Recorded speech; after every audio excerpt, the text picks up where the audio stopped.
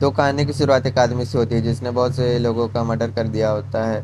ये आदमी कहानी का मेन कैरेक्टर है। तभी वहाँ पीछे से एक असिस्टेंट उस पर हमला कर देता है, लेकिन मेन कैरेक्टर उसको भी मार कर नीचे कूद जाता है, जहाँ पर बहुत से मार्शल आर्ट मास्टर उसका इंतजार कर रहे होते हैं। उसमें से एक मास्टर मेन कैरेक्टर को रोकने के लिए आता है, लेकिन मेन कैरेक्टर उसकी गर्दन मरोड़ कर उसे मार देता है। तभी ओल्ड मॉन्क कहता है, मैंने सच में उम्मीद नहीं की थी कि तुम कम से कम उनके साथ नहीं जुड़ोगे, लेकिन अब उसके लिए बहुत देर हो चुकी है। मेन कैरेक्टर कहता है, हम अच्छे दोस्त बन सकते थे, लेकिन अभी के लिए हम एक दुश्मन हैं, और एक मास्टर पर अटैक कर देता है। ओल्ड मॉन्क आकर उसको पकड़ लेता है और अपनी बॉडी सेक्रीफाइस कर देता है, जिससे ओल्ड मॉन्क और मेन कैरेक्टर दोनों की डेथ हो जाती है।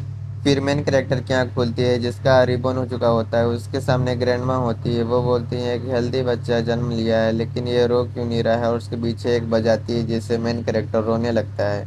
फिर सीन मेन कैरेक्टर का दिखाया जाता है। वो बोलता है, आखिर ये हो ही गया, और वो भी तीसरी बार। मैं किसी काम का ही नहीं हूँ। कोई आदमी कैसे अपने सिद्धांतों पर टिका नहीं रह सकता और इतनी आसानी से अपनी इच्छाओं के आगे झुक जाता है।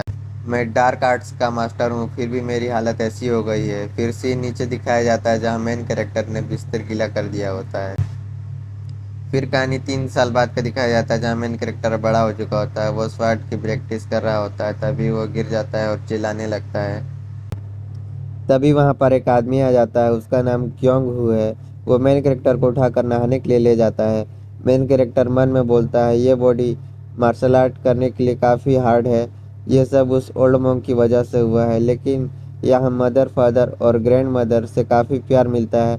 मैं काफ़ी लकी हूँ कि ये सब मुझे पास्ट में नहीं मिला था। तभी क्योंग हु आ जाता है और मेन कैरेक्टर को लेकर मदर के पास चला जाता है। मदर बोलती है, ये तुम्हारी बहन है, आपसे इसकी प्रोटेक्शन करनी है। फिर सीन मेन कैरेक्टर का दिखाया जाता है, जो अपने फादर के साथ बैठकर बात कर रहा होता है। फादर कहते हैं, ये तुम्हारे टीचर हैं, ये तुम्हें बताएंगे कि आगे कैसे लिखना है। मेन कैरेक्टर कहता है, क्या आपने राइटिंग स्टूडेंट कहा, लेकिन आपको पता है कि मेरा इंटरेस्ट मार्शल आर्ट्स में है। फादर कहते हैं, जब तुम दोनों को अलग अलग रखोगे तो ग्रेट मैन कैसे बनोगे। फिर फादर टीचर से बात कर चले जाते हैं। कुछ दिन पहले जब फादर मेन कैरेक्टर जंग हू को एक बुक देते हैं, जिसमें थाउजेंड ऑफ कैरेक्टर अल्फ़ाबेट होते हैं। जंग हू वो बुक लेता है और उसे पढ़ने लगता है। उसने ये सब अपने पास्ट लाइफ में किया था, इसलिए उसको काफ़ी आसानी होती है।